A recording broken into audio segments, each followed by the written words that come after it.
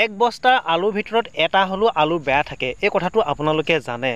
ঠিক তেনেকৈ আপোনাৰ লগৰ সমনীয়াৰ লগতো তাৰ ভিতৰত এজন হ'লেও বেয়া থাকে, গণ্ডগোলীয়া থাকে।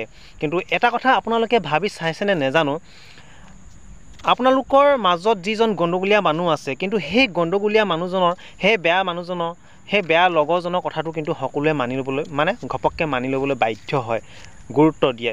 আপুনি হাজাৰ ভাল কথা কৈ থাকক, কিন্তু সেই ভাল কথাটো আপোনাৰ মাজত ভাল সমনীয়া লগৰীয়া থাকিলেও মানে সেই কথাটো ঘপককৈ একচেপ্ট নকৰে, একচেপ্ট নহয়, তেনেকুৱা দেখিছোঁ।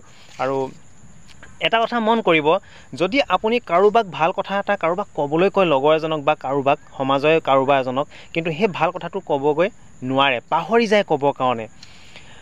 কিন্তু আপুনি যদি বেয়া কথা এটা ক'বলৈ কয়, কিন্তু আপুনি সেই বেয়া কথাটো মানে ক'বলৈ ক'লেও নক'লেও কিন্তু বহুতৰ কাণত পৰি যায়গৈ, মানে বহুতক কৈ দিয়ে। চাওকচোন, কিন্তু বেয়া কথাটো কিন্তু কেতিয়াও পাহৰি নাযায় ক'বৰ কাৰণে, ভাল কথাটো পাহৰি যায়।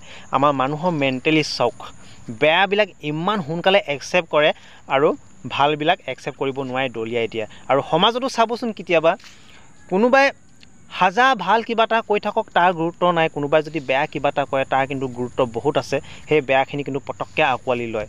কোনোবাই সত্য মাতি থাকিলেও তাৰমানে অসত্য নিচিনা হৈ যায়। কিন্তু সেই সত্য জয় হ'বলৈ কিন্তু বহু সময় লাগি যায়, বহু কষ্ট হয়।